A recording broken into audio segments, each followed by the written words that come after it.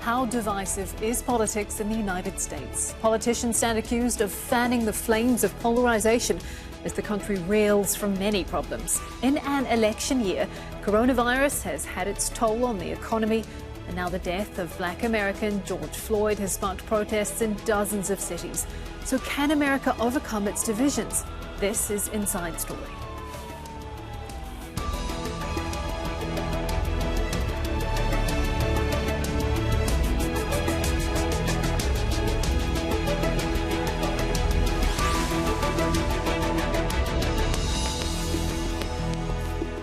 Hello, welcome to the programme. I'm Kim Vinell.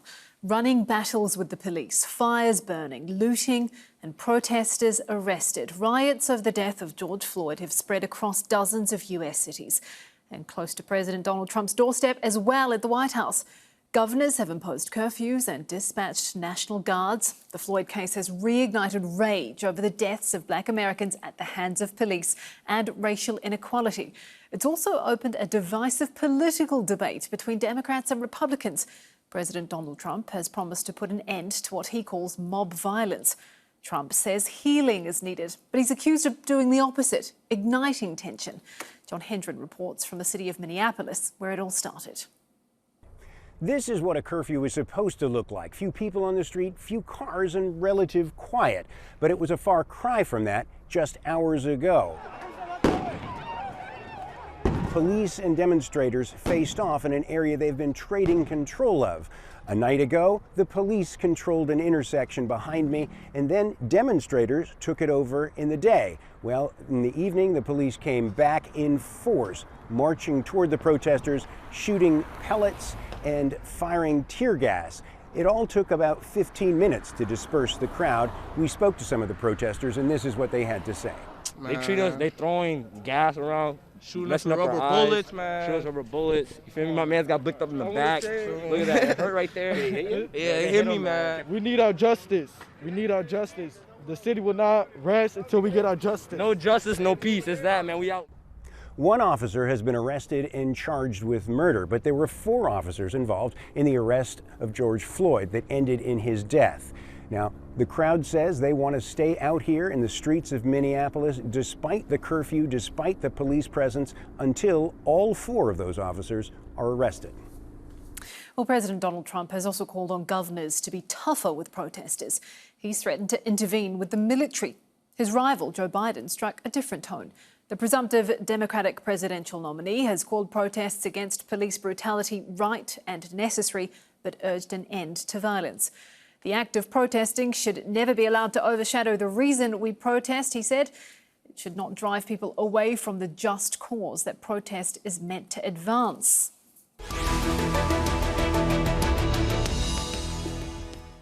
Well, it's time to bring in our guests. Joining us from Doha, Maurice Jackson, an associate professor in the History Department and African American Studies at Georgetown University. From Brooklyn, Kevin Powell, author and civil rights activist. And from New Jersey, Sahar Aziz, professor of law and Chancellor's social justice scholar at Rutgers University. A warm welcome to you all. Thank you for joining us here on Inside Story. I'd like to begin with you, if I can, Maurice. People are obviously angry. We're seeing it on the streets. As we said, it's also opening up a divisive political debate. How divided is America, not just over the issue of racial inequality, but also about how to tackle it? Well, it's no different today than it was yesterday. The country is divided for many reasons. African Americans are suffering miserably. The racial disparities are greater than they've ever been. In my city, the average white family income is 300 times what a black is wealth. Then you have the divide that affects people because of the coronavirus, where African Americans suffer greatly. In my city, most 80% of the cases are black. Less than 50% of the population is. So everywhere you look, you have these same things, and people are crying for help. And then you have these cases. You know, every riot I've known, at least the modern ones, always started by white people. In one case, it was James Earl Ray in 1968. This year is Clothing. And the problem is that African Americans respond to these things. And sometimes the response has to be understood. And it has to be taken into consideration. For example, in 1968, there were riots in Washington, D.C. 50 years later, the city is rebuilt, but most of the black people in the affected areas have been pushed out. So riots can have meanings of many different ways, but the anger is always there. Okay, I want to come to you now, Fakan Sahar. What role does politics play, and is politics playing now in the divisions that we're seeing play out today? Well, the polarization of the country is certainly making it, in some ways, a silver lining of waking up many liberal whites who focus too much on what we call de jure discrimination as opposed to de facto discrimination, meaning that just because the law may say that it's illegal to discriminate based on race doesn't mean that, in fact, there aren't discriminatory practices and policies. And what Trump is doing in a very paradoxical way is he is showing the naked underbelly of systemic racism by being a white supremacist or a white nativist at best. And in terms of who he socializes with or who he incorporates into his regime, such as Steve Bannon, who may not be there formally, but I think he's still influencing him behind the scenes, Stephen Miller, many xenophobic and Islamophobic and anti-Black advisors that are advising him in ways that continue these disproportionate impacts on African Americans and Latino communities and Muslim communities. So what you see now with this militarization of the police, the growth of the police state, is a very stark contrast between how his regime, and I call him a regime because I think Trump is an authoritarian. The only reason he isn't able to implement authoritarianism writ large is because of our institutions and our Constitution. But what he's done is look at the way that he's responded to the white protesters that don't want to have the state, who are challenging the stay-at-home orders, who are challenging the quarantine for purposes of public safety. He is supporting them. He's saying, yes, this is their right. And in fact, he's even passing policies in terms of telling governors, you should open up the economy. Whereas he's telling the police and the National Guard and telling the protesters that he's going to start shooting them when it is African-American protesters, Latino protesters, and their white allies that are openly challenging anti-Black racism. So the polarization is bringing to bear and bringing to light the stark inequalities that are based on race in the U.S. And I hope that this is going to wake up the liberal whites who will then realize that just because legally it's against the law to discriminate based on race, factually it continues at a deeply entrenched level. Okay, Kevin, I'd like to turn to you to unpack that a little bit more. Donald Trump, on the one hand, has said what happened to George Floyd was awful, it was a grave tragedy. On the other hand, he also said, as Sahar mentioned there, when the looting starts, the shooting starts. He's warned protesters about approaching the White House, warning them of vicious dogs and ominous weapons. Do you think Donald Trump exacerbates polarization in the US? Well, you know, it's a couple of things, and I want to make it clear I'm a civil and human rights activist because what we're talking about are the fundamental human rights of people in America. Rather, it's because of race, religion, gender identity, class background, ability, disability. The problem is that we are not the democracy that we claim to be, and we've never been the democracy we claim to be. The country was founded on slavery and the genocide of Native Americans. It was founded on the oppression of women, women being invisible in every way. And if you were a poor person, including poor white people, you had no rights either. And so only because of things like the civil rights movement, the feminist movement, have we seen progress in this country. We need to be very clear about that. Donald Trump is actually not the problem. The problem is bigger than him. It's the systemic oppression and marginalization of different types of people across history, including Black people like myself, that people are reacting to. And yes, liberal and progressive white folks, even moderate white folks, sisters and brothers, are realizing with the election and ascendancy of Donald Trump that they don't even matter. You know, but the reality is Donald Trump is George W. Bush. Donald Trump is Ronald Reagan. Donald Trump is Andrew Jackson, Andrew Johnson. If we have a working knowledge of American history, he's actually not new at all. And so what we see happening is Americans across the board reacting to all the inequities that have been just put on steroids since he got elected, but that Black people and other marginalized groups knew were there all along. And I believe that what we see happening in the streets of America, white, Black, red, yellow, brown, people of all different identities, younger people, older people, saying that we've had enough of this, enough of people just being killed like this. When Donald Trump says things like, if you loot, we're going to shoot, that's going back to 1968. And the same thing was said about law and order and the need to control it without looking at the systemic problems, which is this is a massive gap, as Mr. Maurice just mentioned a moment ago, between the haves and the have-nots. And that's not just black people who have not, that's across the board. There's just a small percentage, including Donald Trump's group, that have been controlling everything, and they're just blatant about their disrespect for the humanity and the civil rights of all Americans, not just black people. There's been a lot, you'll all be aware, there's been a lot of conflicting discussion about who is turning these protests violent. There's been accusations from everywhere that it's the left-wing radicals, it's the right-wing nationalists, it's foreign actors.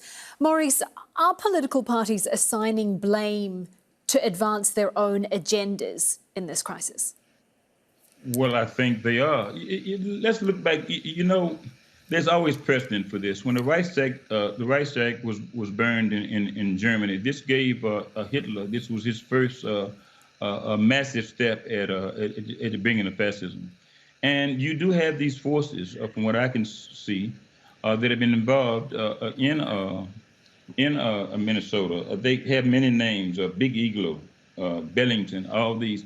And you have places like that where outsiders have come in. That's one thing. That's one element. You've always had that. You've always had provocateurs coming in. I live in Washington, D.C. I'm here for you.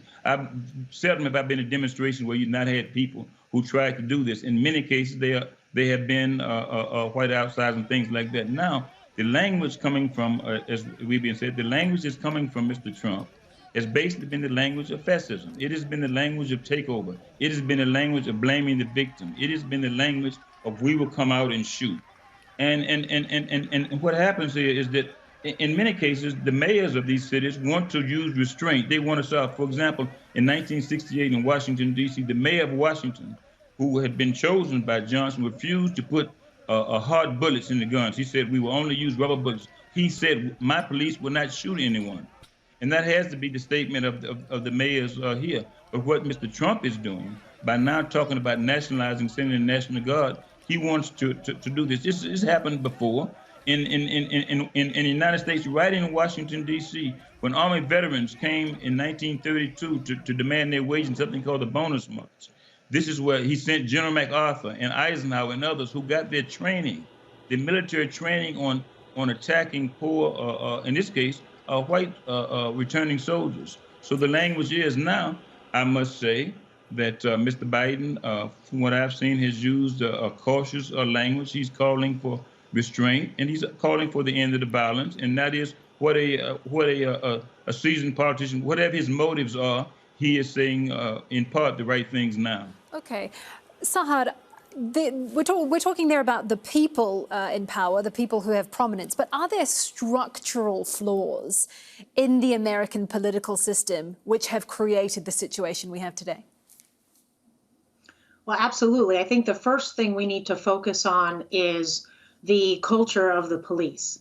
And if you look at police departments such as in Camden, New Jersey, that after decades of repression that was highly racialized, they have been completely retrained to focus on de-escalation, to focus on the use of force only when absolutely necessary, which should be very rarely. And in fact, as a result, their sheriff or their chief of police joined the protesters in Camden. We also saw a similar phenomena in the Flint Township, where the sheriff joined the protesters. So there are deep cultural, racist structures that cause the police, including African-American policemen and Hispanic policemen and Arab policemen, where they have the culture of the blue, right? The blue is stronger than anything else.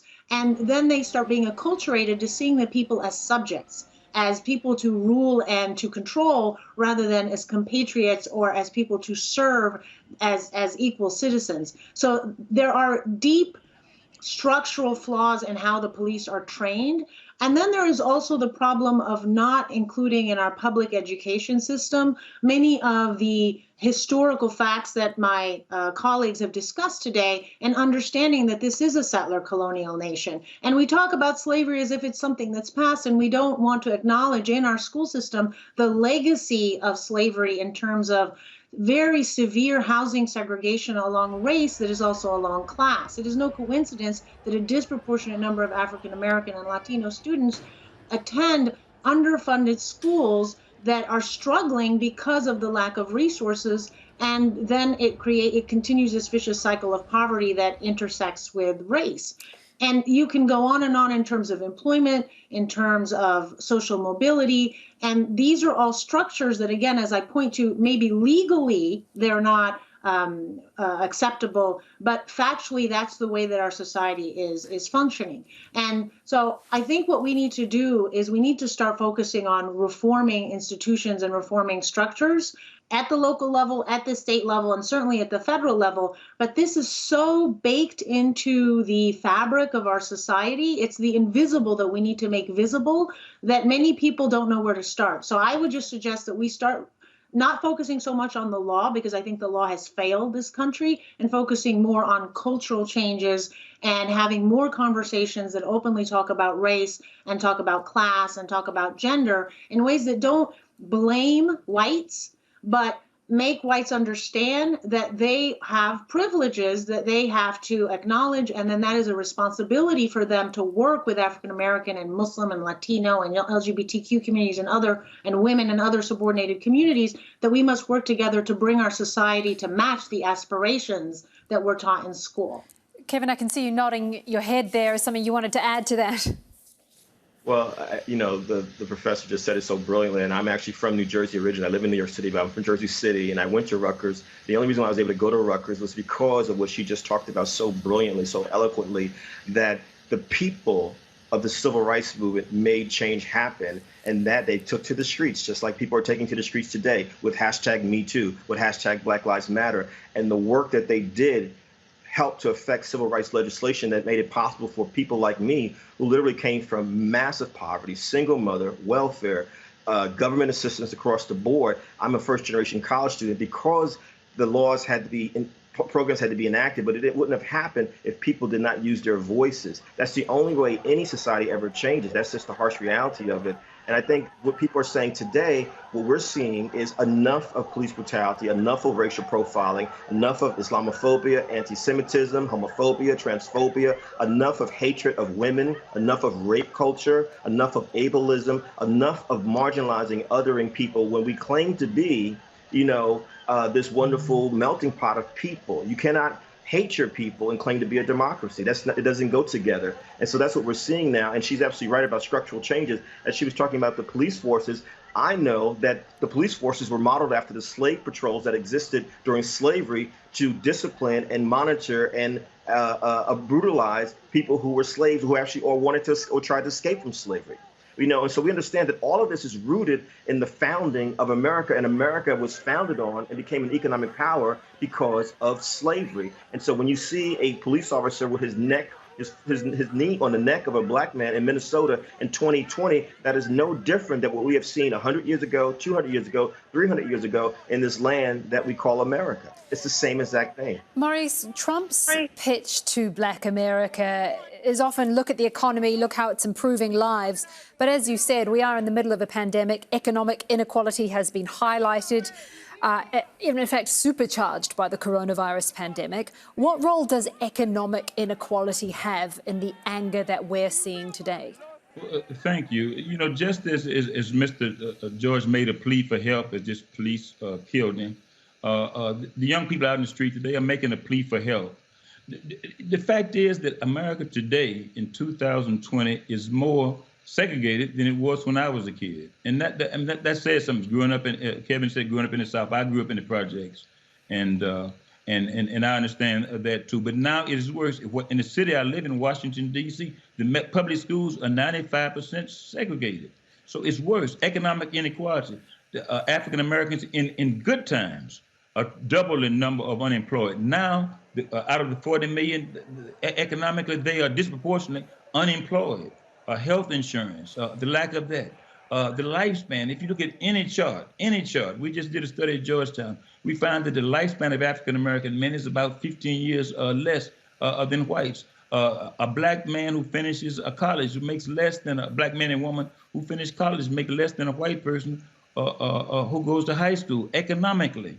And part of it has to do with structurally, as we were just told. You judge economic wealth by two things, and one is by inherited wealth. African Americans have no inherited wealth.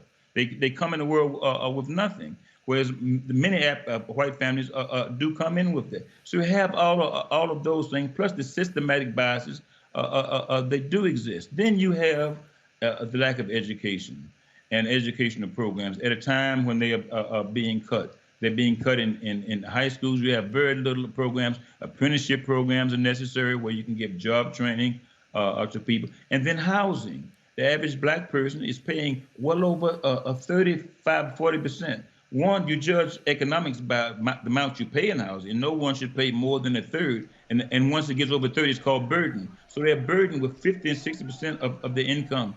And then to get to jobs, where there are jobs, they have to take buses and go to suburbs, which take, if they are there. And then a minimum wage where people don't fight for, push to have the proper minimum wage in many states. So burden upon burden upon burden economically. And so the summer is coming, and generally in summer, it's when kids want to get summer jobs. Now they can't do it because of the coronavirus. So all these things are added up, and they make for a powder keg.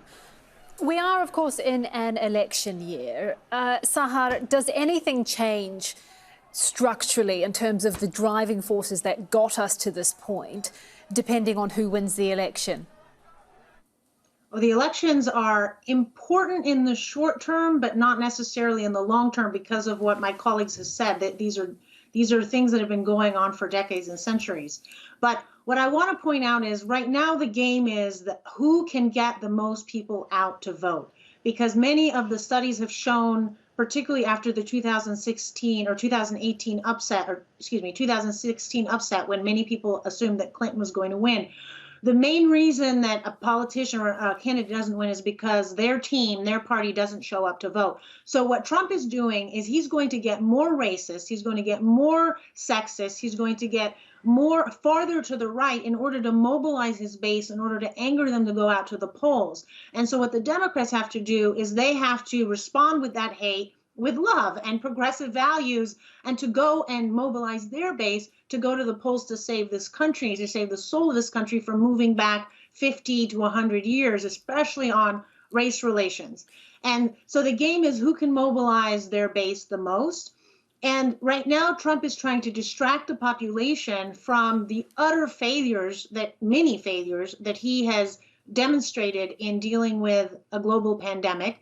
We have over 100,000 deaths now in the United States, and the world is looking at us as if we're a developing country, even though we're the wealthiest. Well, the reason we've failed is because we may be wealthy, but the wealth is so highly concentrated among a very small percentage of the population, most of whom are also white and male. So right now, the election year matters because it's all about how can you position what's happening, how can you leverage what's happening now to change who's going to be in the presidency. But that's a very important prerequisite. But I think what we need to focus on in the long term is how can we use these opportunities as learning opportunities, and how can we demonstrate to immigrants, for example, who think, well, I came here for the American dream. I'm an immigrant. I'm from Egypt. I work a lot with Muslims, Arabs, and South Asians, and they fall into the model minority trap where, oh, if you work hard in America, it's a meritocracy and you'll succeed. And what they need to understand is African Americans have been here for multiple generations, and yet we see this severe wealth disparity, which creates severe inequality and opportunity disparity, as my colleague just stated. And we have to ask ourselves why. Why can immigrants from a foreign country come and within 1, 2, 3 generations move up to the upper middle class, whereas you have large swaths of African Americans who have been here for generations and they're still stuck in this vicious cycle of poverty? They're thrown into the mass incarceration system, into jails, which are effectively modern day slavery. And yet these immigrants are socially mobile. A lot of it has to do with race. A lot of it has to do with skin color and phenotype and the way that we value and devalue people based on their racial identity. And Muslims have learned this the hard way after 9/11. Many Arab Americans and Muslim Americans thought that they were white, before 9/11. And then after 9/11, they just got a small taste of what it was like to be Black in America. Okay. And they realized this country is not a meritocracy, and no, there is racism. So the challenge for us right now, both before but definitely after the election, is to make all of these different communities understand the root causes of oppression are the same, even if the manifestations and the severity and degree are different. And this is something that I work on through the Center for Security, Race, and Rights at Rutgers, and I think all of us need to keep doing that in our respective communities. My apologies, we have to leave it there for time. We appreciate your time there, Sahar Aziz, Kevin Powell and Maurice Jackson. Thank you. And thank you too for watching. You can see the program again anytime by visiting our website, aljazeera.com. And for further discussion, go to our Facebook page. That's facebook.com/AJ Inside Story. You can also join the conversation on Twitter. Our handle is @AJ Inside Story. You can message me directly @Kim Vinell. From me, Kim Vinell, and the whole team here, bye-bye for now.